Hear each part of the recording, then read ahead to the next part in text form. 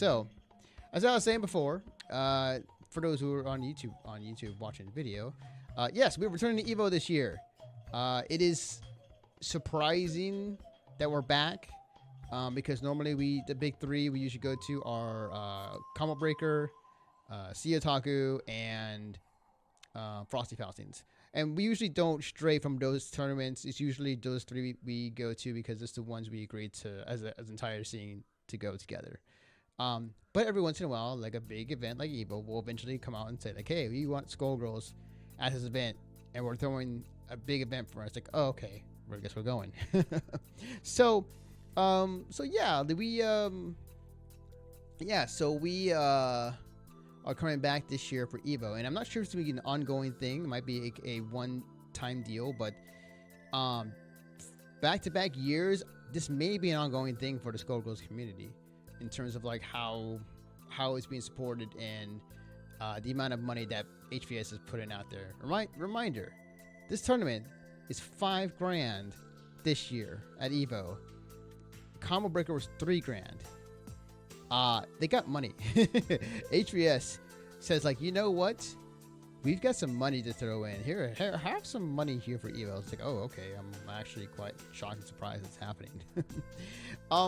But yes, obviously our commentators that were announced were Kai Kennedy and Muniz, and those guys definitely one of the cornerstones when it comes to commentary, when it comes to Skullgirls, and it's definitely very cool to see them at it again. Funny enough, the last time they commentated together, I believe it was for Evo Online, for one of the online tournaments. But like, I don't think they came back together to commentate in a long time, because that was usually Sharpie. That used to be Sharpie and Kai that was doing it for quite some time. So now the torch has been passed from Sharpie to Muniz, which Muniz is a great commentator on his own. So nice to see that.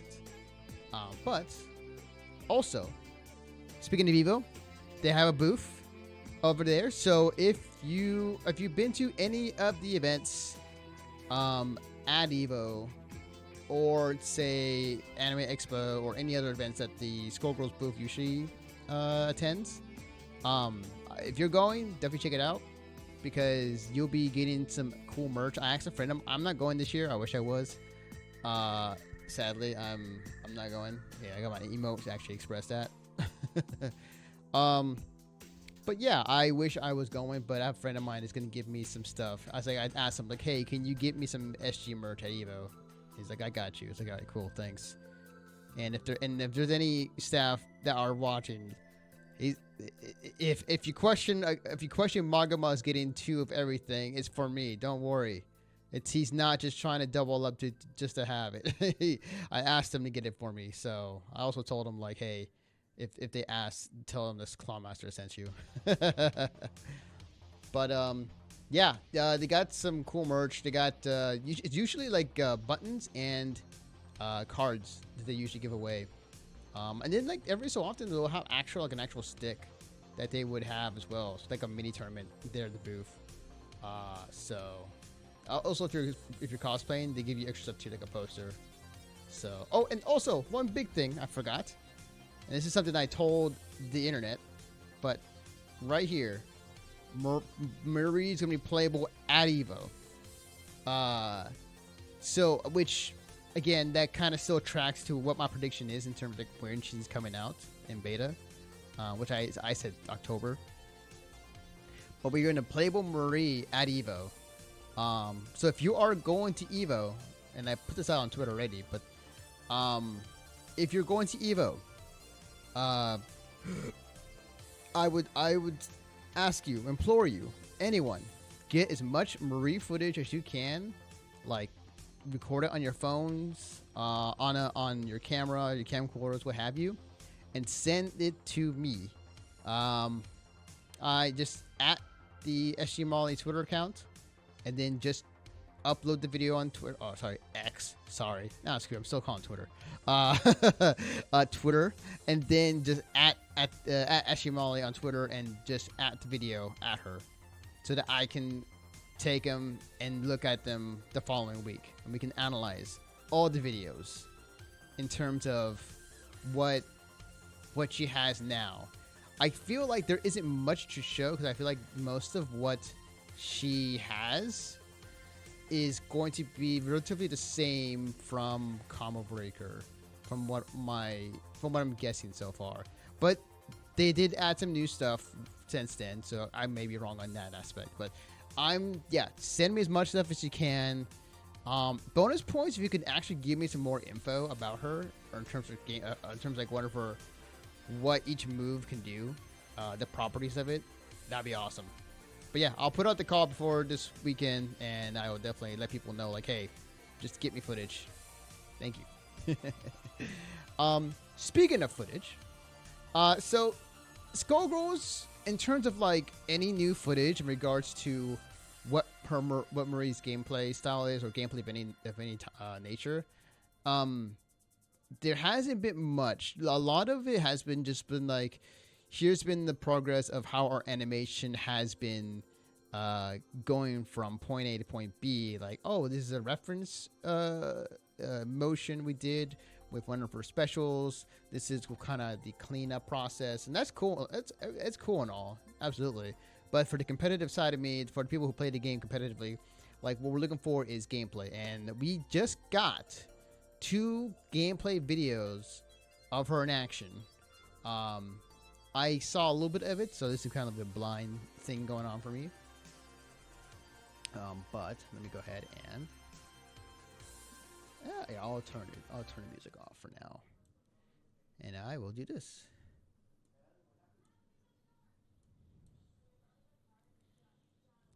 All right, you can't hear that.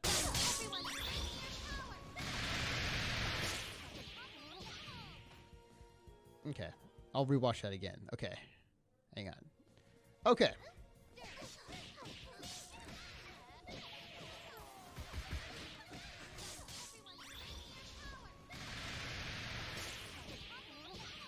Okay, so that can I loop this? Loop. Okay, there we go. Okay, so okay. So here's the thing that I'll put the music back on. Hang on. Oops. There we go. So, okay. Okay, so yeah, as it says, Marie has lots of progress since her last gameplay clips, and a large amount of her animations are fully finished now. She even has some brand new voice lines, which is great. It also kind of basically confirms my suspicion that after the the Dragon Ball Super, you can OTG afterwards. And it looks like you can actually end it with the Big Skull Super. So I'm assuming the Ball Super is level 1. I'm assuming the hand is level 1, might be level 2, honestly. And the big hand that grabs you is level 3. That's my suspicion in terms of like how the meter management when it comes to her supers thus far. Everything else kind of seems like it's been the same from last time we analyzed this.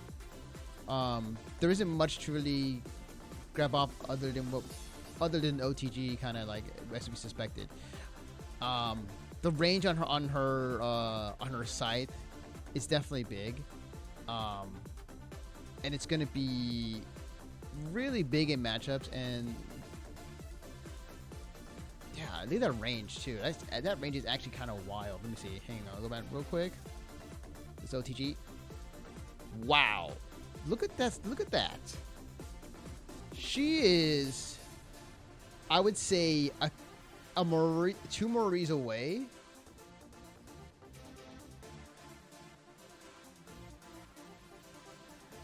Okay, well, no, she's like a character and a half. That's still a very long range when it comes to her normal for the OTG. She's still going to be a mid to short range character with a few range attacks that she can do, but this is going to be, yeah, her ciphers is going to be very important in that mid range, possibly long range too. It's kind of wild how long that OTG was with that. But yeah, that's a really gleam after at this. But it seems like most of the parts are there in terms of like how what some of her normals are and how she's gonna play. And then we got more stuff. This is more or less to deal with her sound or her voice actually. But also it showed off a new move here that I have not seen before. So I'm gonna go ahead and put this back up, and I'm gonna turn this down.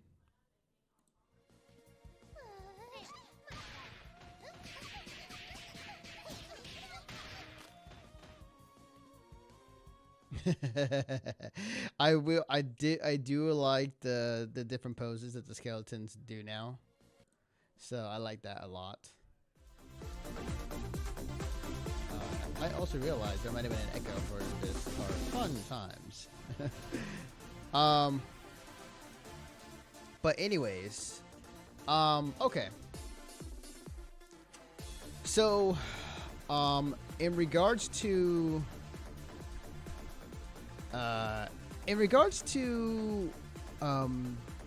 seeing this footage, the vacuum, because you can do it in the air, and that's her grab. So I'm wondering what the range would be. It's funny, yeah. Haha, backbone. So I'm wondering what the range is going to be for that in regards to her grab. Because I feel like it's going to act like Robo Fortune's Magnet Super, because it has an also like sucking property. So I wonder if it's the same idea except on the ground, and what the range of that's going to be. Yeah, I'm curious, because then like if you throw it on normal, like do you automatically get hit by the grab if you're in a certain range, or is it just a normal grab that just looks fancy? So that's my biggest question when it comes to that. But again, that's why I'm telling everyone who is going to Evo to go get the footage and get as much information as you can. I believe so. We do get to see the crouching light punch. So yeah, we do get to see the crouching light punch. And you can. It looks like it's a chain too. You can do it a couple of times, and then you also throw in crouching. I want to say that's medium. I want to say medium kick. My gut tells me it's medium kick, but it might be medium punch from the looks of it. Lights. Oh no. Oh, interesting. So she has a dash. She has a dash move on the ground. That might be a just a property that she has. Yeah, I wonder what that is, honestly. Maybe it's a special property that she has. You can follow up with a dash because she's cleaning, and it hits. Kind of like how in Tekken 7, you can do you can just tap someone by just running over their body. So I wonder if it's the same property when it comes to this idea. And then you can follow with I'm assuming that's the forward hard punch, the overhead. And that OTGs, actually. I just realized that. Hang on a tick. Wait. That OTGs. That's actually kind of wild, honestly. An overhead that OTGs? That's pretty wild, honestly. That's pretty cool. That's pretty raw. That's awesome. Question is, with the overhead, this property, is it the only overhead in Skullgirls that's your OTG? It's a good question, honestly. Very good question. Okay. And that was about it. Okay, so yeah, I think my questions are: what is the properties of the grab, of the suck? I would say, what is this move right? Hang on, right after that, crouching medium punch or medium kick into dash. Is that a command normal, or it has to be a command normal? That's my guess. That's my guess in terms of that. But this is like both these footage have been really good informational wise, just trying to analyze what exactly Marie can do. But that's a cool move. She does low profile, so she might be able to get under like Robo Fortune's beams. Can't get past Peacock's bullets unless like under Air George. But yeah, like many questions to be answered. And from the tweet, it says that most of her animations were done or fully finished now. That means that she's getting close to beta form. And so October seems to be still on track, my prediction. So I'm definitely trying to predict what she can do beforehand. But I'm loving what I'm seeing, though, honestly. I'm loving the fact that this character this is the character I would play, honestly. I say that about Black Fidelia, but like it turns out to be not my type of character. So Marie looks good though. So I'm definitely enjoying what I'm seeing. And then her skull buddies. Okay. Yeah, we can hit this loop. Yep. So nice Easter eggs here of the skeletons coming up and doing different poses. So I love it. It's pretty cool. I think someone pointed it out and I didn't realize this until I read it, but it's like, oh, there's a reference to Metal Slug. Right, hang on. Here. Oops, hang on, I gotta pause it. There we go. Metal Slug. Right there.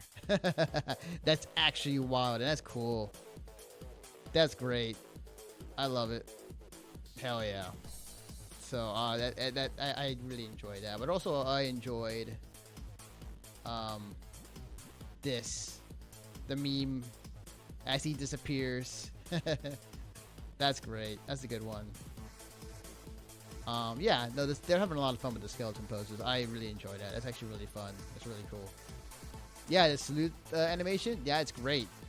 I love it. Yeah, so it looks like they're having a lot of fun when it comes to the skeletons. Because it's funny, because we memed about skeleton as a playable character in Skullgirls for such a long time. So now we get it. So, but yeah, a lot of stuff coming out of Hidden Variable when it comes to Marie. It looks like it's getting closer and closer to her beta release. So I'm still standing with the October release for beta. Also partially because it's Halloween and skeleton spooky month. It's like, oh, that fits perfectly if they time it right. I could be wrong on that aspect, but yeah, I'm expecting beta for her to come out in October. Not to put pressure on you guys, Hidden Variable. That's just my prediction. Just think of me as a Maximilian for Skullgirls. Okay. So actually, I'm going to talk about this before I get into that. So as I mentioned before, Skullgirls will be at EVO this year.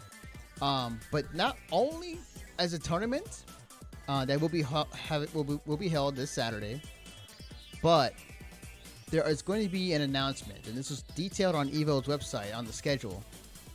And the thing that I'm curious about, so obviously we know Marie is coming.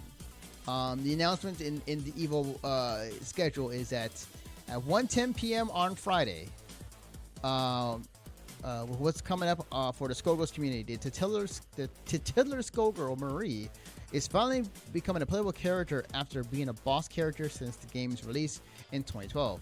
See Marie in action as she closes out the game's first season of DLC. So, obviously, we're gonna see Marie. What? No surprise there. No surprise there. No surprise there. So again, we might get a release date or beta release date for Marie on Friday. Here's my hope, honestly. This is my look, I'm not Maximilian in terms like I got money for 500 gift subs I can do like he did for Ki. So I'm not gonna say that. I'm not gonna say that. What I'm just put it out there. I'm not making any bet, but what my heart really wants is that I really want. God, man, I really want not only to see whatever they're announcing with Marie, maybe the date, the beta date, but then they announced season 2 for Skullgirls, and they hint at the next character, or maybe a new stage, or maybe story lore wise. That's my biggest hope, because yeah. And maybe they'll hint the story at Evo, honestly, for Marie's story mode.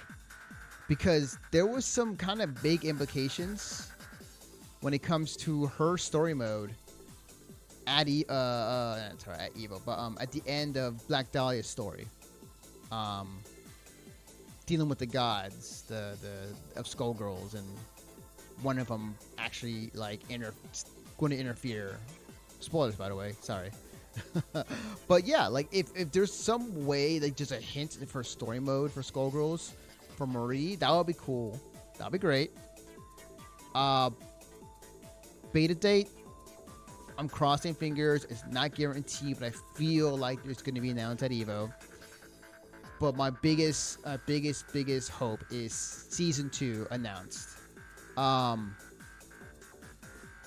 I feel like season 2, I feel like out of things I want, I do not think we'll see a season 2 announcement. I think after Marie is out and seeing how she fares, I think that after that we will hopefully get a season 2. I think my gut tells me is that it's going to ride on if Marie is successful enough for them to finance themselves for a season 2. Unless some other big company comes out and says, hey, we want to give you this money for season 2. It could be from Autumn Games. They could see the success of FG Mobile. They could see the success of what's been coming out for the SG Second Encore game thus far, and they want to put money into it and support it. That or there's enough sales, mostly from SG Mobile. I'm not sure what the sales are for Second Encore, but I'm assuming most of that money's come from Hidden Variable, from SG Mobile, because that game just prints money over there on the mobile side. But that's my heart. But I believe realistically, it's just a beta date and a hint at the story mode, and that's it for Marie. I don't think we're gonna get a season 2 announcement. I think it's just gonna be riding on if, depending on how Marie sales go, that we will see we may or may not see a season 2. Like let's put this in the eyes of someone who's been playing this game for a very long time, and someone who's been watching the game industry for a while, and at some point did report on the game industry. It is not a guarantee that we will get a season 2 because of the sale of Marie and how she does. This could be it. This could be Marie ends the season pass, and that's as far as we go. That could happen. I don't want to set expectations too high. I know we all want a season 2 because when you announce a season pass, you initially look at other games have done before, a Street Fighter, a King of Fighters, a Tekken, and you see that they a Guilty Gear. You see that they have season passes for their games, and usually it becomes stages and characters they announce that are coming to the game. Skullgirls is a different case because it is all hand animated, so it takes longer to make a character, and the amount of money to do so is a lot of money. It's a ton of money. Skullgirls may be the only fighting game at the moment that is still hand-drawn animation, which is insane to think about, but that's kind of how it is. So, in that perspective, I want a season 2. Even with Marie is selling that well, it's still 50-50. So it has.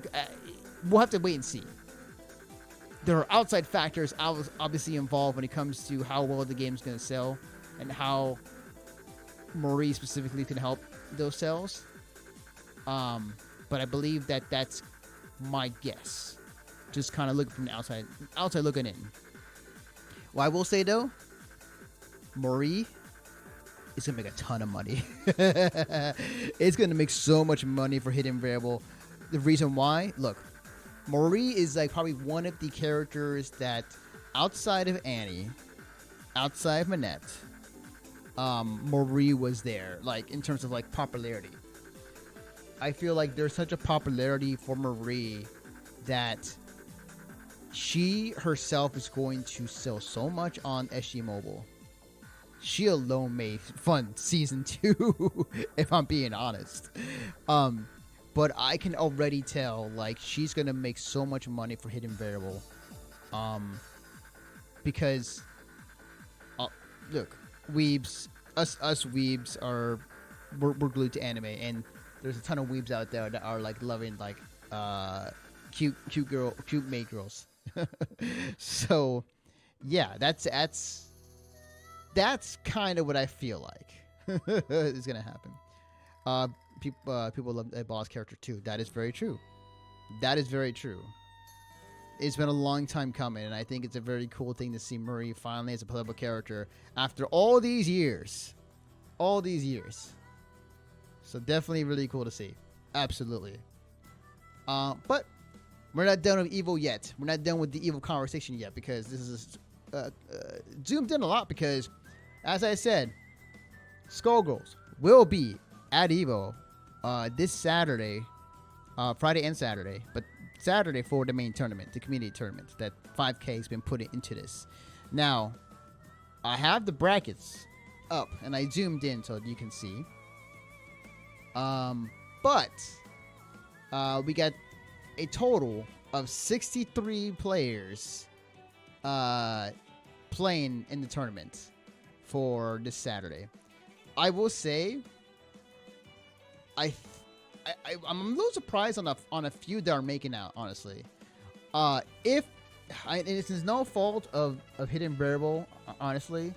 If the announcement was made much sooner, we would have probably had more players come, knowing if there was going to be this tournament at Evo with this amount of money on the line. Because it was announced a little late.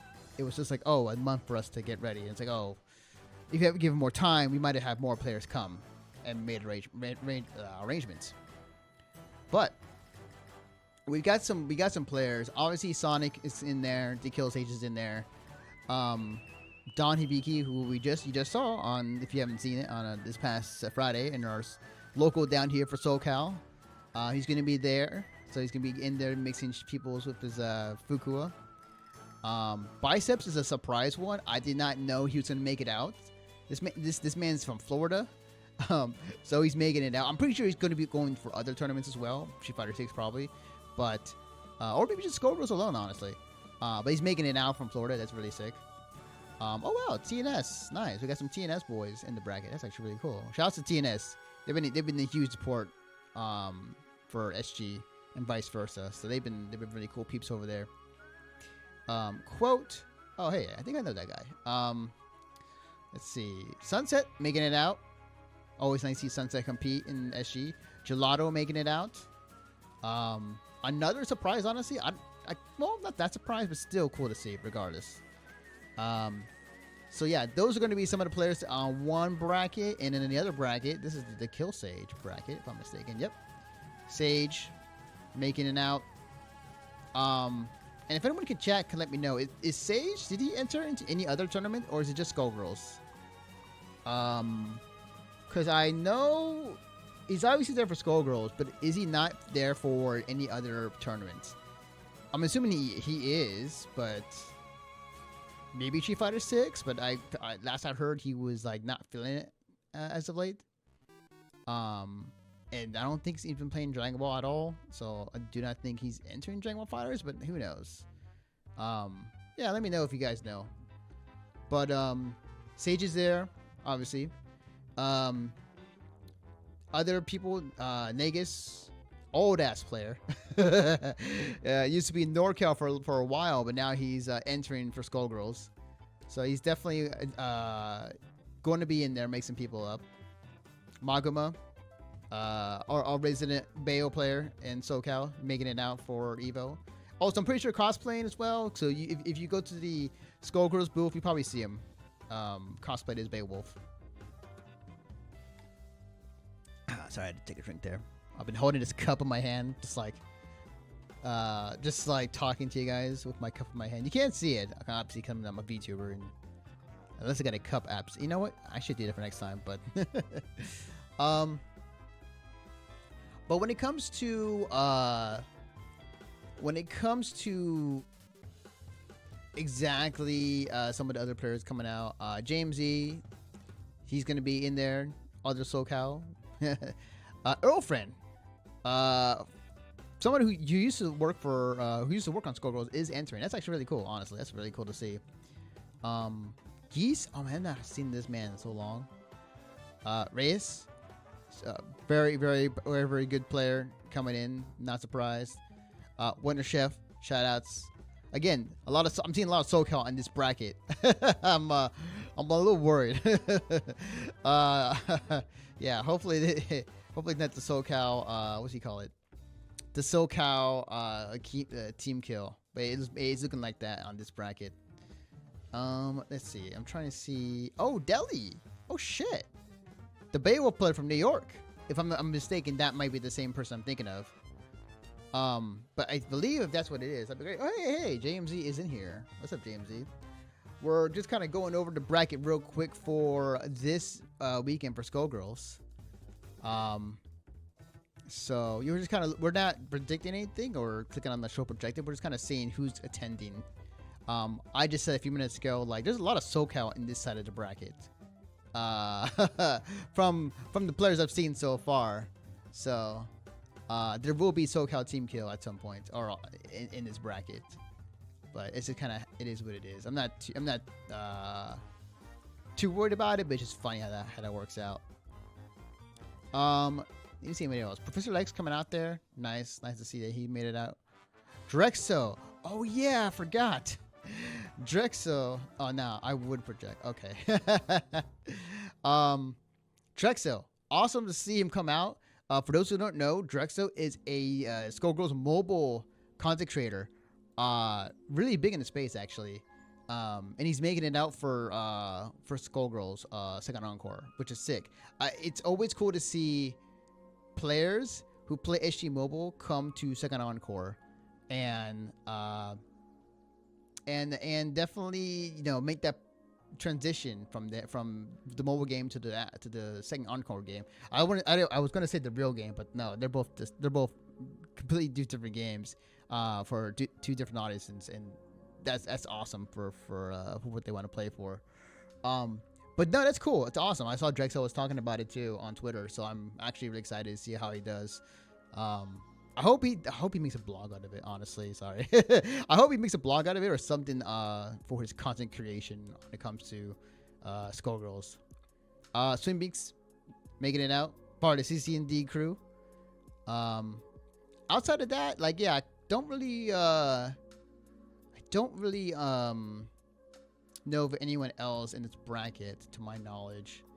I would say the other one I know of, actually, take that back. The other one, I believe he's in the other bracket. Oh, by the way, Steam Gorilla, actually. Shout out for Steam Gorilla. He's going to be out there. But I think the only other player I can... Okay, also shout out to Cloud Ninja, our resident Skullgirls DJ. Who made some awesome music for the entire scene, which was really cool. But yeah, Keikeda used to be a tournament organizer for Skullgirls tournament. Had to stop because of life stuff, but yeah, glad to see him make it out. But that's about it in terms of like what about who I know in terms of the tournament. I will do this because I do want to see what the projected is for top 8. I think I saw it before, but I want to double check. So, I know I'm super zoomed in because for you guys to see and not try to squint on the names and everything. I'm just exit this. There we go. Oh, I'm sorry. Top 6. I forgot the new Evo standard. Okay, so obviously, yeah, I'm not surprised. Sonic Fox and Tequila Stage 1 and 2. Yeah, no, I'm not surprised there. Reyes, not surprised. Gelato, yeah, I could definitely see that. Biceps, that would be cool. I'd love to see Biceps get in top 6. That'd be really cool. I can see that. Biceps is a really good player. I think that he can definitely make it this far. Professor Lex, that one, that's an interesting choice. By start that GG, I would have not put Professor Lex. Let's see who is his pool. Let me check. Let me see. Let me just turn it off for a second. So Professor Lex. Let's see. Where are you, Professor Lex? Where are you? Where are you? Hang on. Let me see if I can find you. There he is. Okay, it's on him. So let's see. Let me see what your path looking like. Okay, Indy, beat Drexel. I think Swing Beats can beat you, but I think that, yeah, and even if you pass Swing Beats, you have to play the winner of. Oh no, you're gonna get destroyed. Like Reyes is here. Yeah, you're gonna get destroyed. I don't know. Yeah, I'm. But it says losers. So Okay. Okay. We'll have to wait and see then, honestly. I think, I mean, hey, prove me wrong, honestly. If you're watching this, Lex, prove me wrong. Prove me wrong. But I do think the just usual suspects will be in top 6. As far as like some of the big players that are in this bracket. There is that one spot where it could be someone else, but Lex could do it. I can definitely see Lex happen. Maybe James E. Oh man, can you imagine James E makes top 6 at Evo, and as a TO? Damn. So I will say, I'm gonna be honest here. When I heard Combo Breaker this year, like it was different in terms of like 3 people would make it out at a Combo Breaker, or to some degree, because I remember last year when I competed, you had 2 out of winners, and this is pool wise, 2 out of winners and then 1 out of losers.